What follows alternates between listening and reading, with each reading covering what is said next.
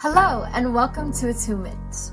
In this podcast, I, with the help of some of my powerful friends, will be exploring healing personal, intergenerational, and collective wounds, the side effects of oppressive power structures, activation of connection to spirit, oneness and awareness, and the intersectionality of it all. Let's connect the dots.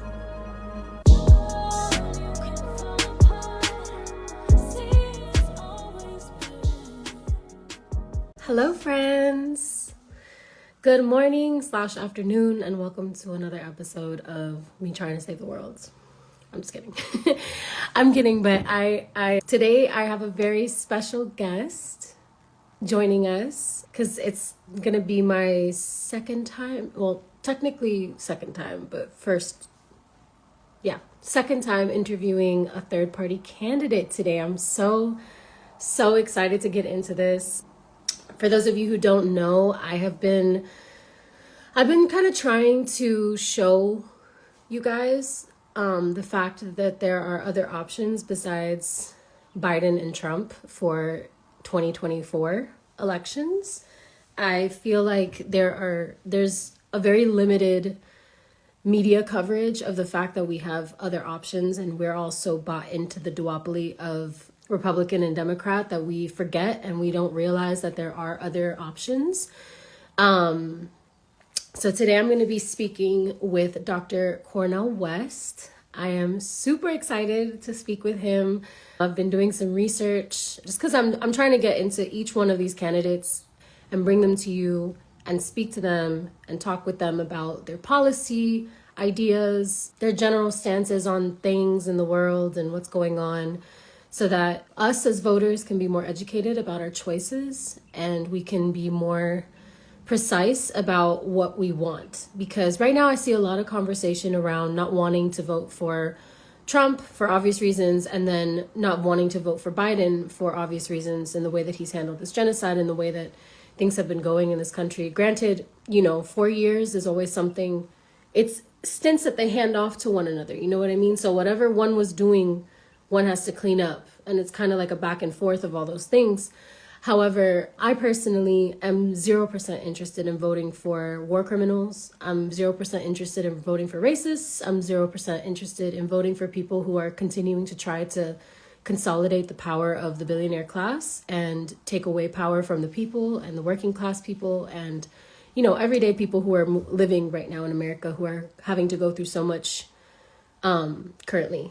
We are seeing so many different things happen at once, and it can be really difficult to see how they're intersectionally connected. And I just have a really deep feeling that if everyone who feels the way that I do, if everyone who feels misrepresented, anyone who feels like, we have this forced choice between two criminals, I really want to create a space where we're having conversations outside of that, where we're educating ourselves about the options that we have. So we're not just all rallying behind an undecided choice or this choice, but we're actually seeking out who it is that we want to invest our attention, our time, our energy, our money into as leadership in this country. And I don't believe that we are in a position where we have no power. I believe that we actually are in one of the most prestigious positions on this planet as Americans, as United States citizens. And I really believe that if we harness our energy and we really focus on educating ourselves about our options and organizing ourselves to do something effective, then we have other choices and we have better options, and we can do that.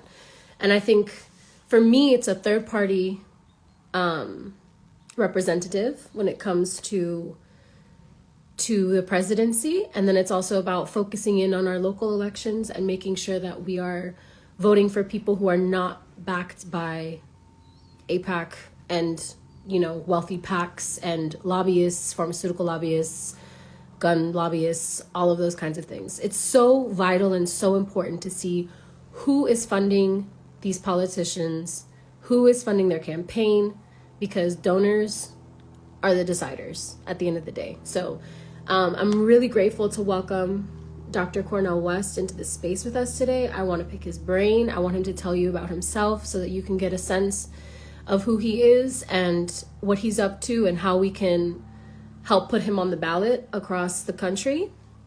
Because the thing with a lot of these third party candidates, not all of them, but some of them, they need your assistance in order to make sure that they are on the ballot. So we're gonna learn a little bit more about that today. And yeah, I'm gonna invite him into the chat. Hello. All right. Thank you so very much. Thank you so very, very much indeed. Salute you and your loved ones. Salute you and your family and things. Thank you so much. Welcome, Dr. West. Everybody say hello.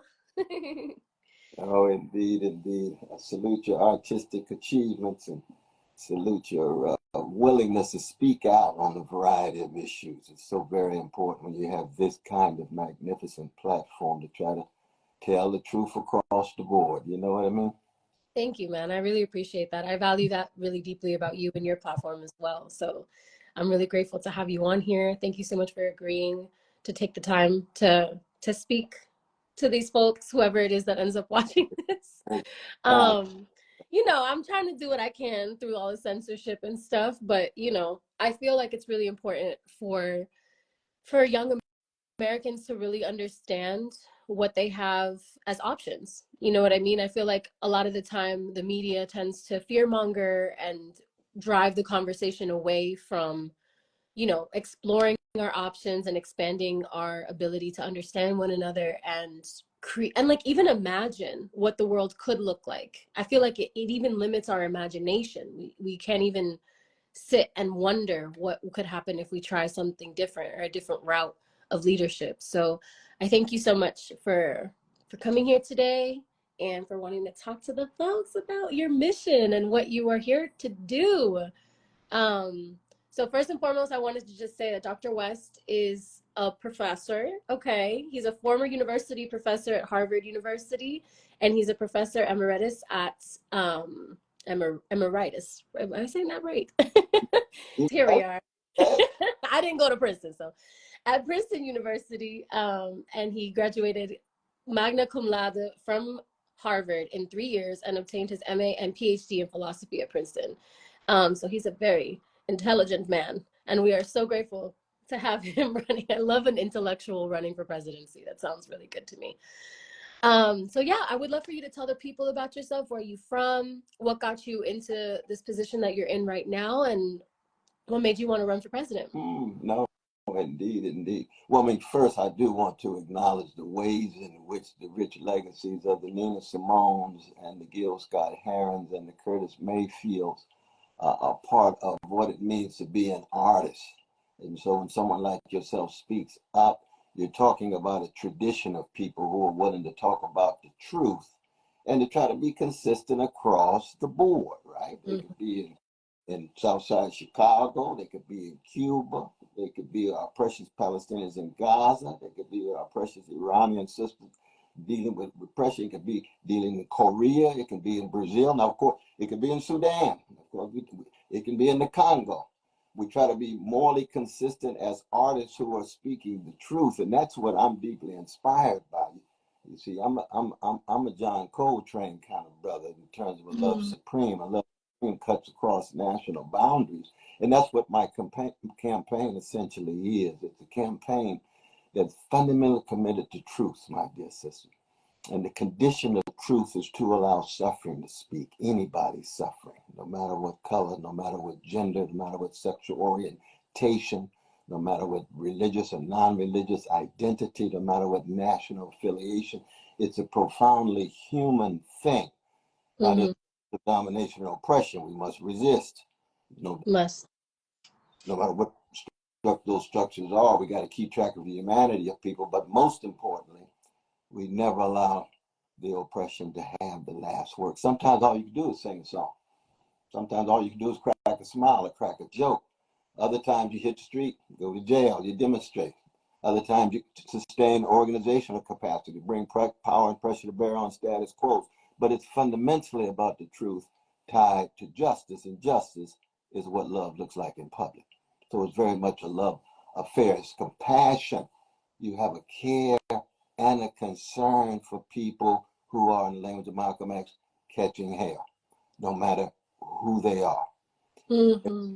I completely agree. I feel like that's deeply my politic in that, like, people always ask me, like, why do you care about this stuff? Why do you care about this? Why do you care about that? And they isolate things about that I care about. And then I'm just like, I actually just have a fundamental core um truth inside of me that I believe that all sentient life, including our planet, is valuable and precious and created in God's image. And I really genuinely believe that it is our job as stewards on this planet and of one another and of ourselves to protect each other, to protect each other, to create systems or dismantle systems. For me, it's more about creation than it is dismantling at this point, because I really don't, I don't know. I'm kind of a little bit of a nihilist at this point. but but I also like, the reason that I'm having this conversation with you even is the concept of third party, the concept of having something outside of the systems that we're being fed is really important to me. Like the idea that we can imagine a reality where we don't have to just give up our power, our people power, to these institutions or this like psychological warfare of keeping us separated from one another and in this constant bilateral division of just like, this is what we stand for and this is what we stand for. And even though neither one of us stands for what we say we're standing for, we all stand for our donors, actually. Like, you know, that back and forth, I feel like just keeps people in such a place of disempowerment, you know, because they're not educated about their choices. They're not aware of the fact that we can choose something different and that we can really start to imagine the world that we would prefer to live in. And I think that that's, you, like you mentioned, Nina Simone and like all of the organizers of that time, the Angela Davises of the world, and like all of these people who were envisioning and imagining as they were actively fighting things, you know what I mean? And I feel like we're just in another iteration of that um in this moment. And so yeah, I find it really important for us to imagine outside of what we've been given, you know. Yeah, I was blessed to actually work with the great Arturo O'Farrill. In fact, we won a Grammy together a couple of years ago for Latin Jazz Orchestra. His father, Chico, was, of course, founder of Afro Latin Jazz, along with Dizzy Gillespie and a few others. And what they were fundamentally about was not just bringing people together at the deepest artistic level, but they were also about using their imagination to authorize a better future.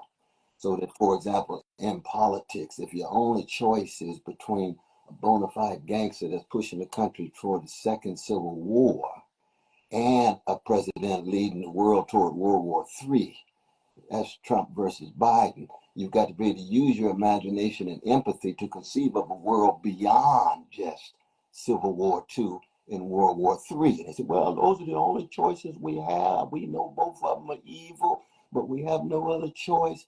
You say, who says we don't have any other choice? Who told you that? You got to use your imagination, conceive of what things are different. In the 1850s, with Harriet Tubman and Frederick Douglass, they had to choose between a liberal slaveholder and a conservative slaveholder. And of course, as black folk, they couldn't vote, but they became part of the Liberty Party.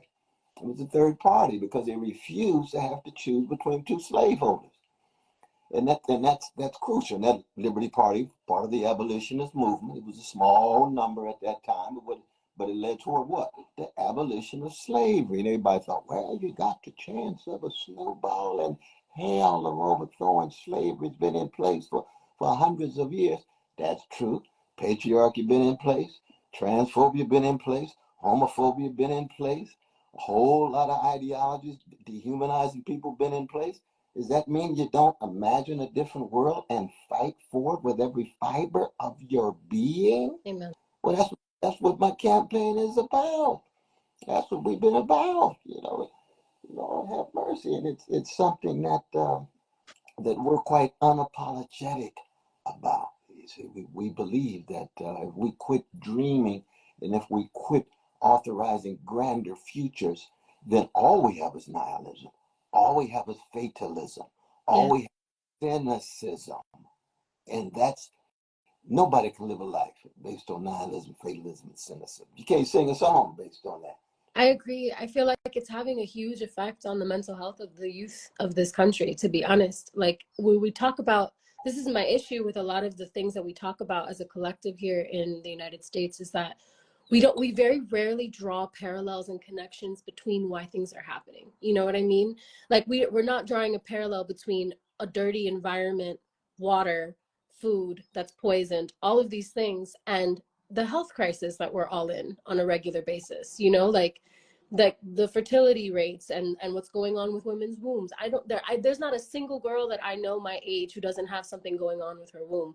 And if you ask me, that has a lot to do with our the environmental things, like what's in our food, why don't we have clean water, why are we fighting to have clean air, why are we fighting, like someone like Biden who says that they're going to push ahead and, you know, for Green New Deal and start and be the most, you know, proactive president for climate change, and then signs the what was it, the pipeline that he signed off on, like Yes, like it was the infrastructure bill that he supposedly was promoting because it's going to provide better competition with China. which is just But it downplayed the ecological dimension. It downplayed the fact that there's an ecological catastrophe already in the making. But a lot of that has to do with the point you made about the donors and the benefactors and the big money givers. And yeah, that with organized greed.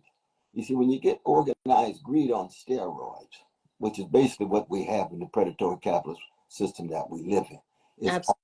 all about short-term profit. Short-term profit. Fossil fuel company, short-term profit. Wall Street, Companies. right across the board. And it, you know, it's also in the in the artistic industries too, in the music industry and so forth. We see these artists, you all cultivated your gifts. You come in, we looking for short-term profit. You say, well, we've got callings, not just careers. We want to speak some truths in our music. We want to speak some truths in at the workplace. So work has become an afterthought because they're just utilities to be manipulated in order to generate short-term profit.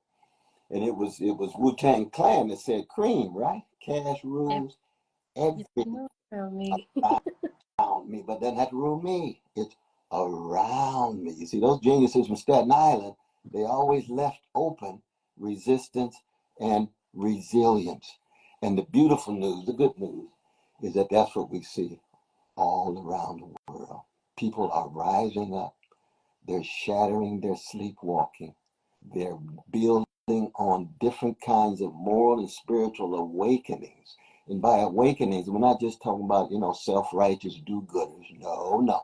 By awakenings, we're talking about people who are seeing things they hadn't seen before, feeling deeper they hadn't felt before, straighten their backs up with courage and decide to fight.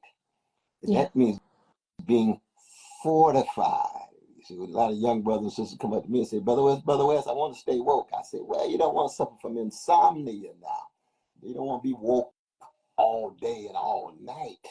You want to be fortified. So what you see and feel enables you to act more courageously and compassionately with others in movements, in motion, in momentum, in light of the best of your history.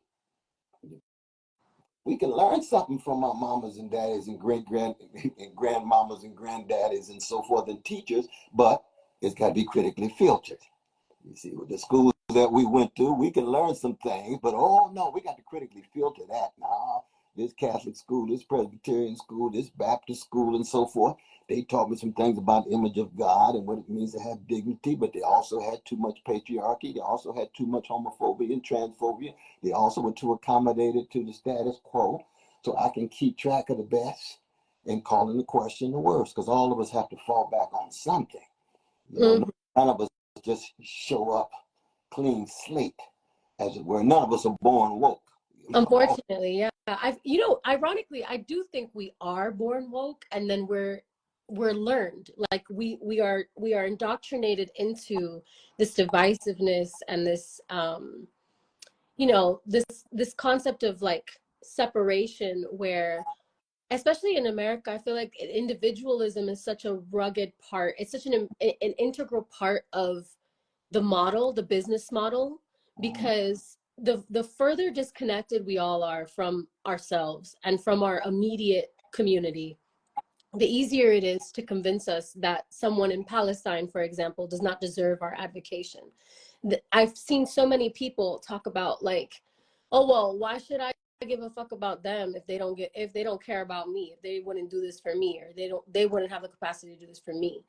And that right there is such, it's such a point that is so ingrained in so many of us of like, well, if I can't benefit from something, then I have no desire to be a part of it, or to advocate for it, or to move for it. And we see that when it comes to like boomers being like, no, not, don't erase their college debt because I had to pay all my student loans back, so they got to do it too, you know, like this constant just like, well, if I had to, then you have to. And it's all suffering based. It's all like, oh well, if I had to suffer, then you have to suffer, or that, or even better, I don't have to suffer, you have to suffer so that I don't suffer, and so I'm okay with your suffering because it means that I don't have to suffer. Oh yeah, that's just downright callous. That's just cold, cold blooded. But see, I think that, But you it's know, so ingrained in this society is what I keep seeing. yeah, oh no, I mean, it's pervasive. I mean, the routinized indifference to the vulnerable. But you see, I think if we go back to little Indifference of baby, children do have a sense of wonder, they have a sense of awe, they have a sense of openness.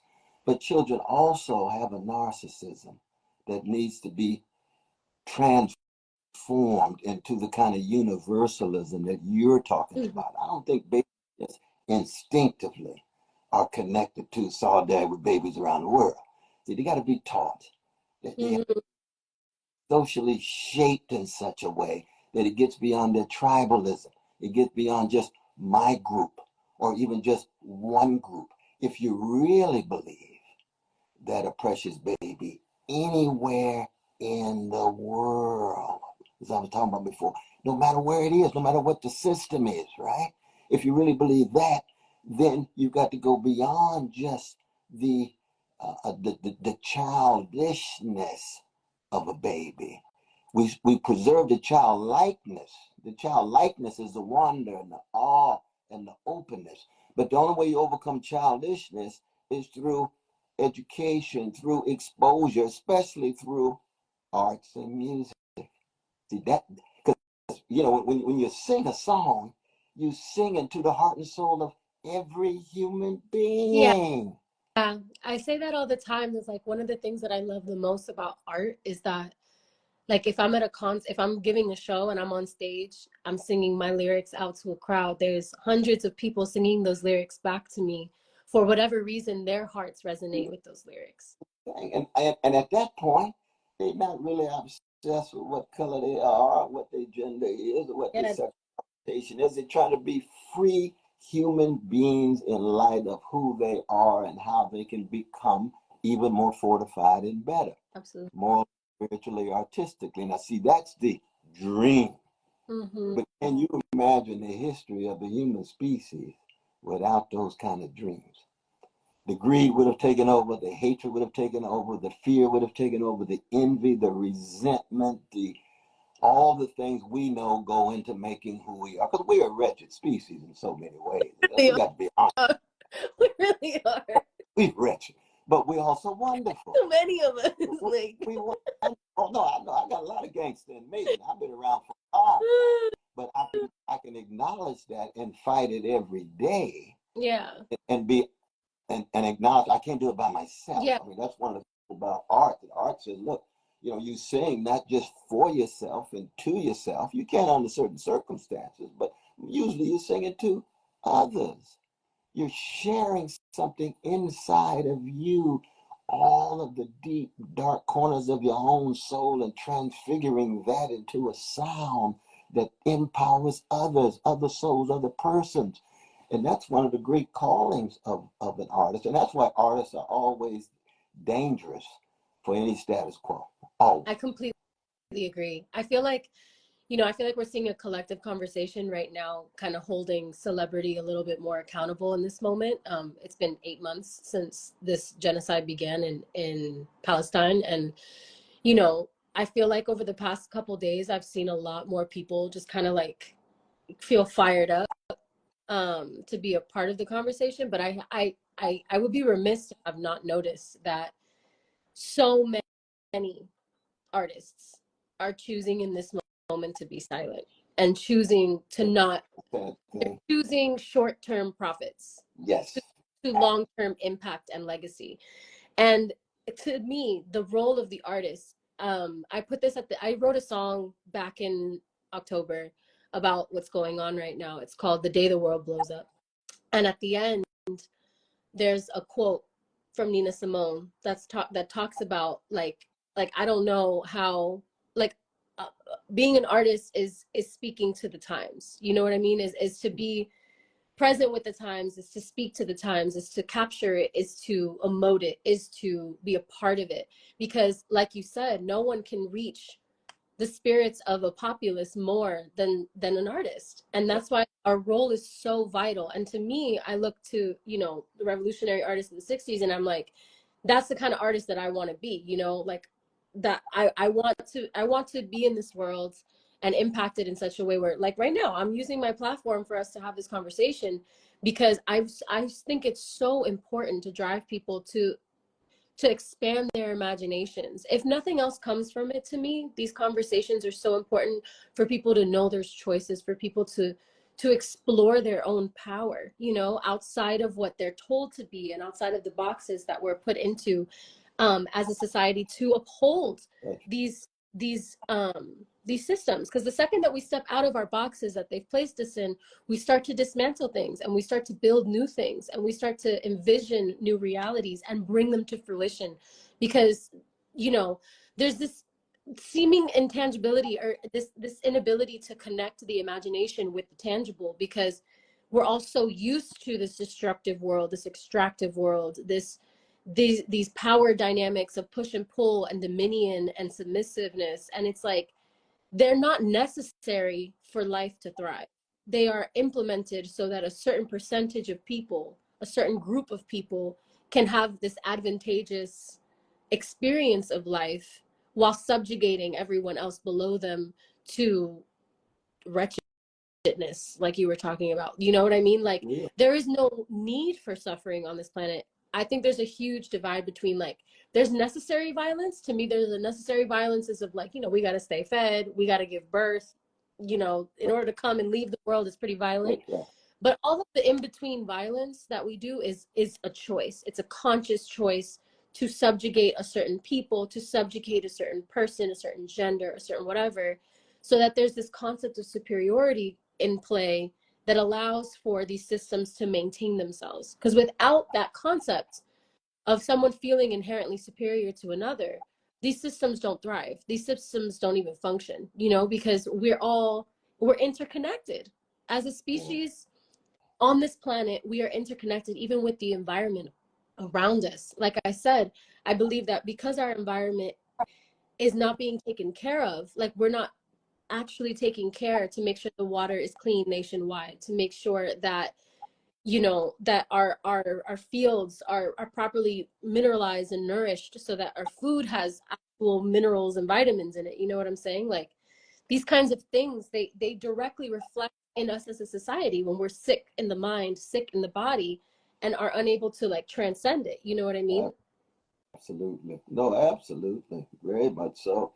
Again, you know, for me, it really comes down to the ways in which greed tries to rationalize itself. Greedy bosses, greedy Mm, supremacists, greedy male supremacists, greedy homophobes and transphobes and so forth. That greed rationalizes itself by trying to argue that people are less than so that they can go on about their way with their greed. So the hatred and the greed are both organized and intertwined. Now, unfortunately, it's primarily taken the form of the last 400 years of capitalist mode of production, but even before, it was feudalism.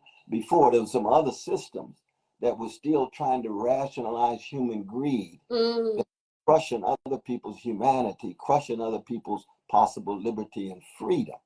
And all of these systems of oppression and systems of domination have developed over time, always resisted. But usually the vanguard are the artists, because the artists are those who usually have enough courage. They straighten their backs up and say, you know, I don't like the state of affairs. I have a freedom dream, in the language of Robert, my dear brother Kelly. I have a freedom dream that takes us beyond the present. Now, what happens? Usually, the response: dissent generates suppression. Suppression, like you talked about Nina Simone. She's off to Africa, because the pressure was so intense. Or we could talk about Badu, or we could talk about KRS One or Chuck D, the Public Enemy. They got a bullseye right there in their projection, because they know, in telling the truth, folk gonna come at them. They know about COINTELPRO and so forth. And we know repressive regimes all around the world: Latin America, Caribbean, Africa, Europe, the United States, Antarctica, wherever you go, those truth tellers will be targeted. I mean, look at the hip hop artists that just got, they had the they had the death sentence for the brother in Iran. Well, he's not all alone. He's not all alone. There's a whole host of artists all around the world. You got artists in Israel right now in solidarity with precious Palestinian brothers and sisters getting crushed by the Israeli thing. Sudan the same way, Congo the same way, USA. I mean, I'm glad Brother Macklemore stepped on out, didn't he? Mm-hmm. Brother Macklemore stepped on out. I said, oh, Lord, I see. Yeah. Sister Lauren been stepping out. You got both the Sudanese and the Palestinian thing. So same was true with Madeline Perot, who was just there with our rally in Harlem. Pieces of a Dream. We've had some wonderful artists. So I always want to ask J. Cole. I can go on and on. Rhapsody. There's a whole wave of artists who have been, politically involved in different ways. Jasiri and X and Pittsburgh and what have you. Yeah. But most of the artists, artistically creative, but politically cowardly. Cowardly, yes. I don't scared. Yeah, I feel like the more that I sit in it, because these are my peers in a lot of ways. These are people I know, that I've interacted with, and a lot of folks are even, it's beyond scared. They are greedy. They are greedy, and I think that a lot of artists, because of the gatekeeping that we were talking about and the short-term profiting of these industries, I feel like a lot of artists that we see are not artists at their core. So people with callings who understand their role in society, there are people who have an agenda to become extremely wealthy and famous off of art, off of the business of art. And those are the ones who are the most invested in, the most visibilized, the most platformed, the most celebrated in a lot of ways in our culture, because they don't gravitate into those topics. They don't gravitate into polarizing positions. They don't gravitate towards the things that would give meaning or essence to what they're doing. They prefer to be part of the mind. A lot of art these days, I feel like a lot of art these days is purposed towards distraction and entertainment versus like thought-provoking or heart-centered resonance. You know what I'm saying? And that's not to say that that's everywhere. I'm saying the most visible of us, the most platformed, the most invested in of us. I believe a lot of people notice that when they don't speak too heavily about politics, they get more positioning. When they don't do this too much, they get to be more visible and make more money off of whatever it is they're trying to do. And a lot of people's goal is fame these days, fame and wealth. Like we have, I feel like in this country, made it so that being famous or being extremely wealthy or that happening in tandem is like what so many people are aspiring to, with no intention. Because it's one thing if you want to be wealthy because you invented something that helps people, or like you want to be, you know what I mean, or you get famous, like it just happens to happen to you because you created something that was really beautiful and a lot of people resonated with. It used to be kind of the exchange of it, but now I really feel like there's an agenda, like everywhere else, to diminish the mind, to diminish the heart-centered practice of art, to diminish the intention-focused vision that art offers us, of a new reality, of a better reality, of a space where we all take care of one another, because we're all human on the end of the day. I know it's a very difficult concept for a lot of people to grasp, but like think that you're hitting on this spiritual decay and moral decadence of a market-driven society obsessed with spectacle and image and money and position and status.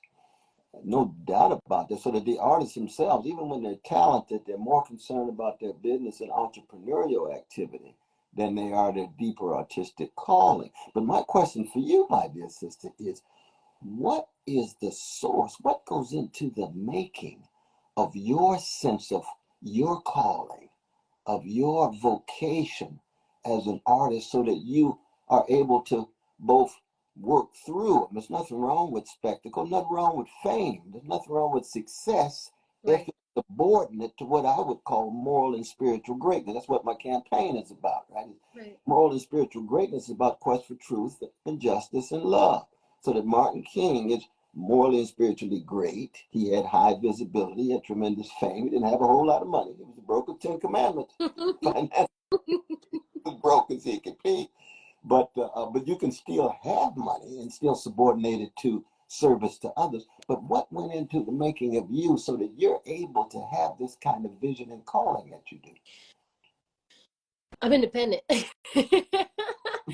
I used to be signed to major labels and I'm not anymore. But I've always been pretty vocal. I think that I have like that fearlessness that you're talking about, where like I know God's got me. I know that history will venerate me. I know that it's never wrong to be on the side of humanity and the side of growth and expansion towards the light. I know that I don't know, I feel like I was born with that intention and purpose for art within me. And I've tried my best to just protect it and to stick to it and be consistent with my moral code. You know, like I made a promise to myself before I became famous or whatever. I was on a show called X Factor, so I kind of had like a moment in time where I like prep myself for like if it goes this way versus if it goes that way, you know.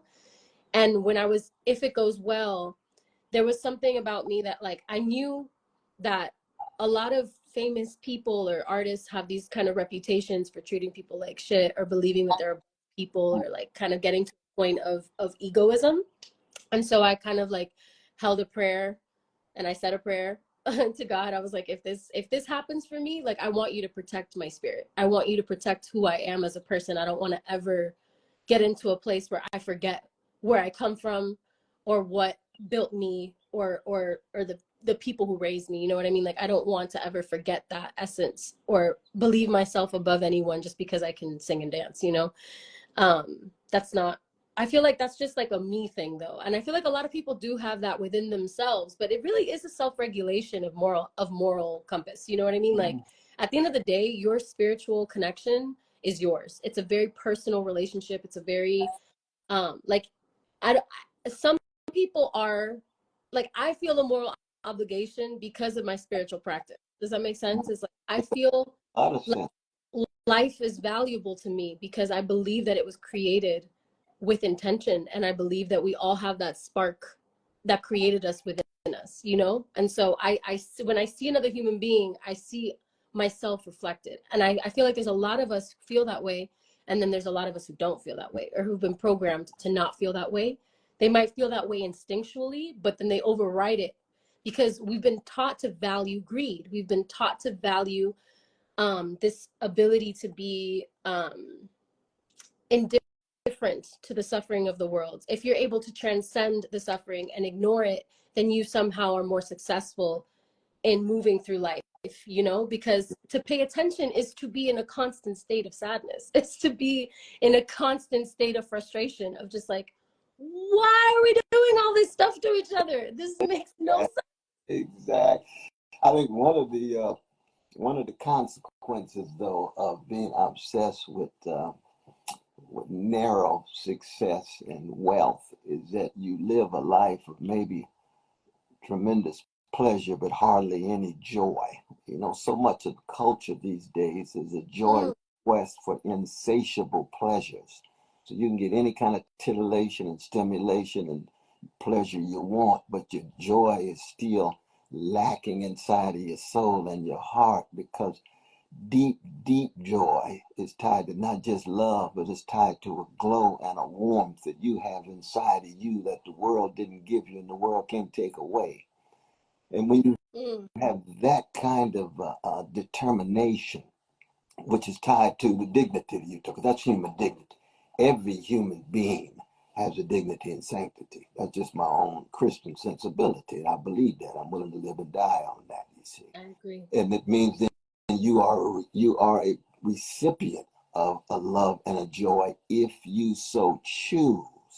But if you opt solely for pleasure and narrow success, you're going to end up living in your big mansion and not having cultivated the capacity for joy and love, which means you still end up empty and vacuous and a sounding brass and tinkling cymbal in the end.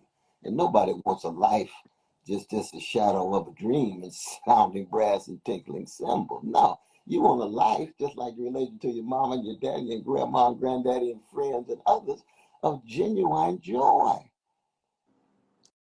Yes, I completely agree. Yeah, people are definitely that short-term distraction, short-term pleasure, short-term money, like all of that stuff, I think is what's kind of been driving the past decades, really, Oh no, since the inception of this it, country, to it, be honest. well, I think it goes all the way back. In some ways, just that capitalism gave it a particular kind of spin. Mm, If you go back 400 years, 700 years, 900 years, what do you see? People living in mansions, kings and queens and monarchs, living like they could break dance every day to the bank. And you got the masses of people living lives of social misery. And you say, wait, what's going on here? yeah, it's unnecessary. It's really unnecessary. Absolutely. You got to fight, you got to organize and make sure poor and working people are, in fact, respected. That's why with this campaign, I'm calling for the abolition of poverty, the abolition of homelessness. We don't have to have folk with no house. House ought to be a human right, just like healthcare ought to be a human right. We got to get some significant regulation of the greed of these fossil fuel companies to deal with this ecological crisis. We got to make sure that people gain access to a job with a living wage. We got to make sure police are accountable across the board. We got to make sure militarism around the world. America got 800 military units around the world and special operations in 130 countries. That's an empire. We don't need to be an empire. We need to be a nation among nations. Every empire not just collapses internally, but it has hubris. It thinks so highly of itself. It's satisfied with itself. Can you imagine an artist being so satisfied with herself, or himself, or themselves that they don't want to mature? So what happens to America? You grow powerful, you grow wealthy, you never grow up. Never grow up or grow in joy. It's like this And grow. constant, I feel That's like right. this constant erosion of potential. Like every time we start moving towards, okay, let's get to a more free for everyone, a more, like, because we talk about how this country is built on freedom or whatever, but it's built on the backs of indigenous people and slavery, and so Absolutely. these principles that we always allude to wanting to conserve in these, in the Declaration of Independence in our Constitution, they, when they were written, were not applicable to every single person as we are and exist in the United States today, because we are a amalgamation of refugees and immigrants who are also, a lot of us who are here are fleeing wars that were started by empire, Uh, are fleeing wars that are probably in the list of 800 bases, you know what I'm saying? Countries that, like, my own family's from Cuba, you know what I'm saying? So like there's absolutely. all kinds of reasons why we 1809, planted in this. America introduces to Cuba white supremacist segregation. They didn't even have it before. Now, of course, they were under the Spanish, so it's not like that imperialism was so wonderful. But you can just see how you go from one empire to the next, Yeah, and then you. it's literally a handoff. It's what happened. What happened to Cuba is a handoff, and that's what's happening in Palestine as well. Like it went from the Ottoman ownership to then the British ownership to then, oh, we own this land, so now we're going to give it to you, and it's now your ownership. And it goes back to imperialism being at the core of so many humanitarian crises across the globe, and the United States being a core player Oh, of yeah. them. you know what I'm saying, as a descendant, if you will, of the British Empire, you know? Absolutely. They handed the baton They literally right off. are just handing the baton, or even like mending the, like blending the batons, because to me they all work in tandem with one another. Once one of them rises to be powerful enough, the other ones are like, well, you know, you're kind of powerful now, so just join us, you know, come join the mafia. No, that's absolutely right. That's Yeah. absolutely right. Good God Almighty. But it's such a joy and a blessing to be in conversation with you, my dear sister. It really. Thank you. No, it's such a blessing for me too. Thank you so much. I really appreciate it. I also wanted to talk a bit more about like your policy ideas and just kind of like what your vision is for bringing this compassion, bringing this reality where we take care of, you know, the working class, middle class folks, and like we make sure that just like what is your vision for economic justice in this country as it is right now? You see, I want to introduce or reintroduce America to the best of itself. And the best of itself have been movements of Black people, of working people, of women, of gay brothers, lesbians, sisters, trans. These are freedom movements. And freedom movements are about what? Putting those sly stones, about artists, called everyday people, at the center of your vision. Because right now we got priorities. Now it's very much about Wall Street, Silicon Valley, and big. Sorry, say that one more time. I think you broke up. One more time. It's very much about putting everyday people at the center of your vision, because right now we got war priorities. The major priorities in the country are the big benefactors, big money, big military. War manufacturers making big profits right now in Gaza, even though the precious human beings are being killed every day. The same would be true in other places. We talk about Sudan and Congo and what have you. And it means then acknowledging that we begin with resilience and resistance, but we end up with construction. You end up with creation. We're creating an alternative. We're creating an alternative right now. For example, we got escalating fascism in the country. There's no doubt about that. But you just be narrowly anti-fascist if you yourself are part of the fascism. I mean, people say, well, Biden's anti-fascist. No, he got fascist policies. He's a genocide enabler. He's a genocide denier. He's a war criminal. Not just him, but Harris and the others. Yep. They're enabling these crimes, you see. So that if you're going to have an anti-fascist movement, you got to get at the roots of it. And you can't have fascists leading an anti-fascist movement. How you gonna have a genocide enabler lead an anti-fascist movement? That don't make no sense. Don't make no sense. Also, a man who had a part in writing the crime bill, like architect of another crime against humanity, which was the incarceration of so many of the brothers and sisters I grew up with on the chocolate side of town. I've taught in prisons for now since 1971, which is what, 53 years now, starting in college. And of my brothers. Of course, some of them have done some things they shouldn't have done, but one act doesn't fully exhaust their humanity. And I've met some of the marvelous human beings. Of course, you got Mumia Abu-Jamal and Leonard Peltier and so many others, Bill Brown and the others in jail. And I'm thoroughly convinced that when you militarize abroad, you end up with the militarization at home. I go to schools all the time. I see more police than I see nurses and counselors in elementary schools. Yeah. It's a system. It's set up for sure. And they also realize that they make a lot of money. Same way. Cop City's gonna spread all the militarization across the nation. It's already there in the Middle East. It's already there in Latin America. It's already there in the Caribbean and so forth. So it's how do you demilitarize and how do you decommodify? How do you push back the obsession with just market, short-term gain? And how do you push back the military? And usually privatizing and militarizing go hand in hand. See, once you privatize with the hierarchy, you're going to need your police to protect your property. Yeah, because that's really all they do. They're just... And they go hand in hand. Yeah, that's literally what... And as we see like a rise in privatization of so many different industries here in the United States, I mean, healthcare is privatized, insurance is privatized. That's right. You know, so many things that are... Is water privatized? privatized? I don't, we have private prisons though, you know what I'm Yeah, saying? So even prisons, just absolutely. the concept that people are making money off of incarcerating people, and that it's a business model for many states, like for example in Texas, they're overfilling their prisons so that then they can be like, oh, let's send some inmate, we're overcrowded, so like let's send inmates to private prisons.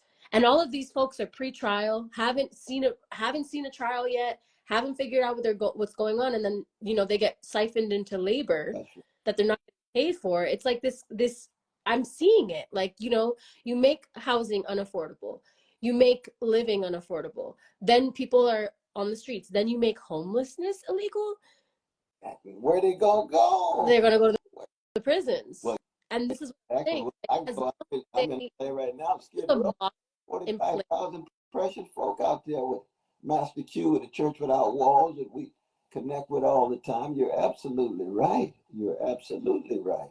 Yeah, it's just But you can it's see. systematically making it illegal to be poor.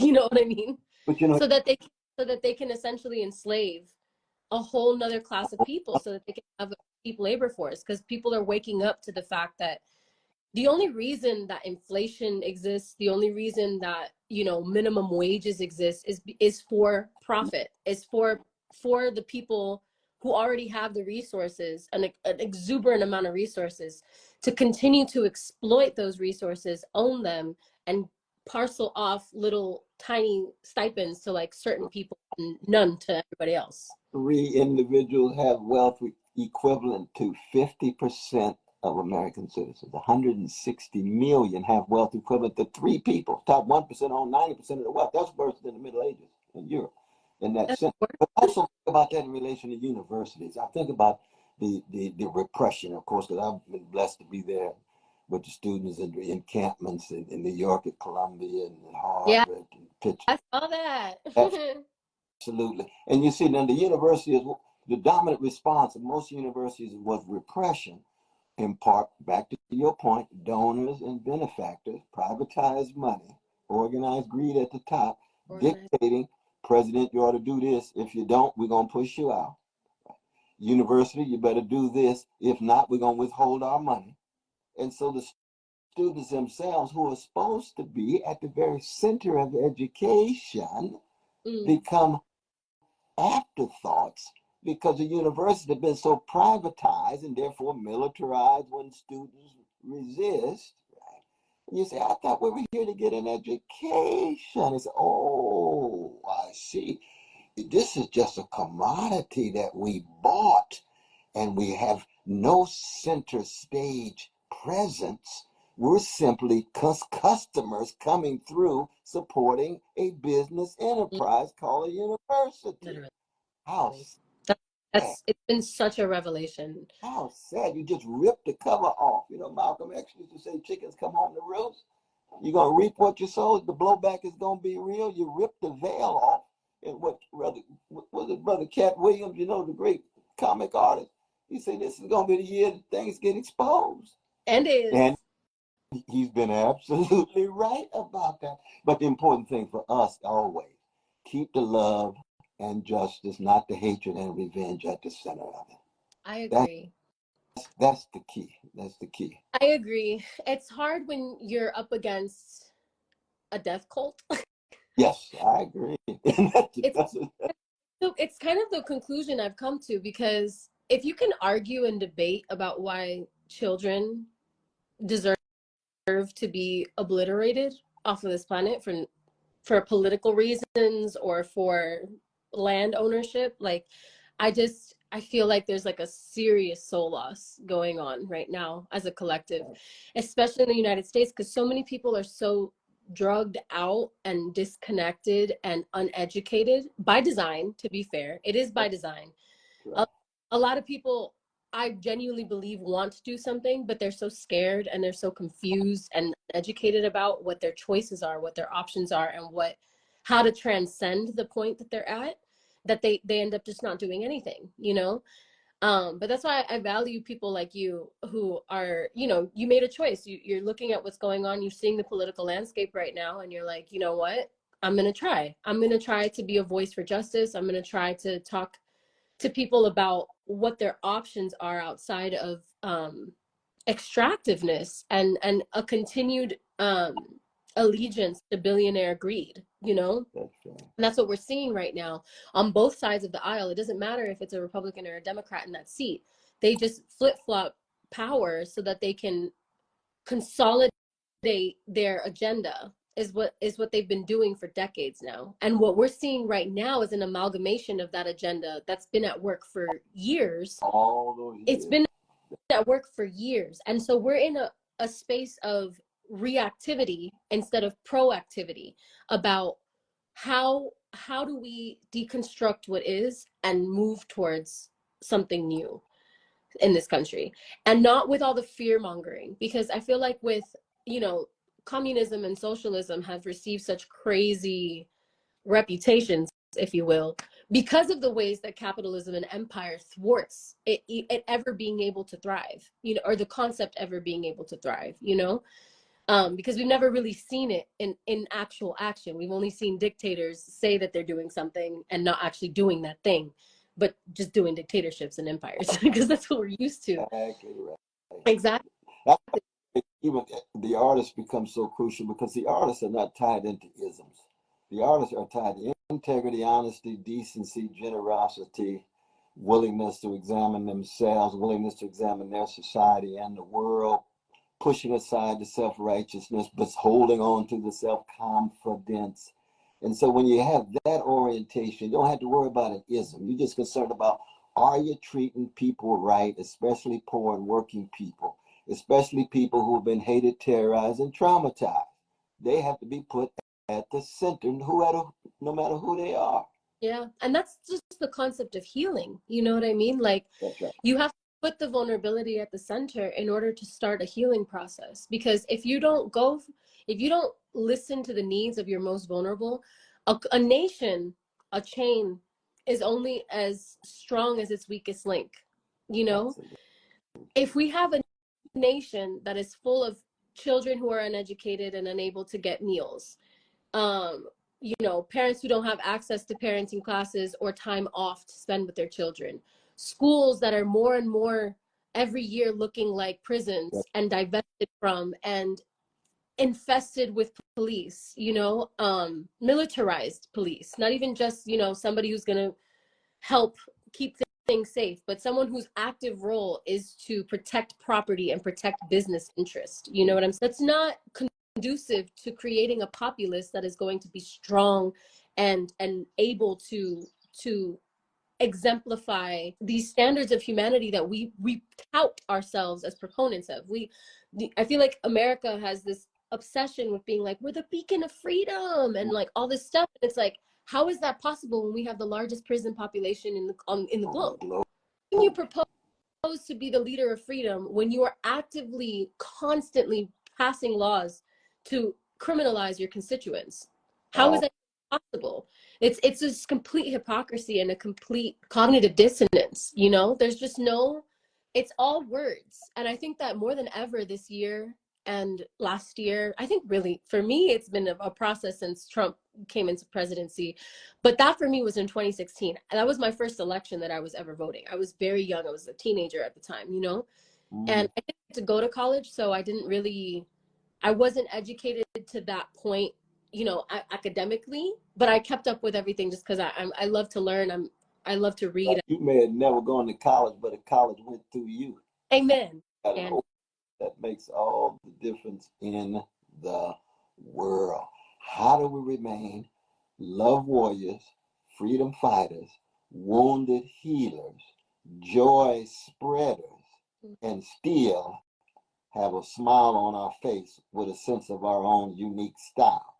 Yeah. You see, that's for me what it's all about. That's what this campaign is all about. And I know, you know, that you've just been so kind. I know it's just the fact you've given me this kind of thing, but I hope people who are listening, who are interested in the campaign, is it all right just put out the CornelWest2024.com?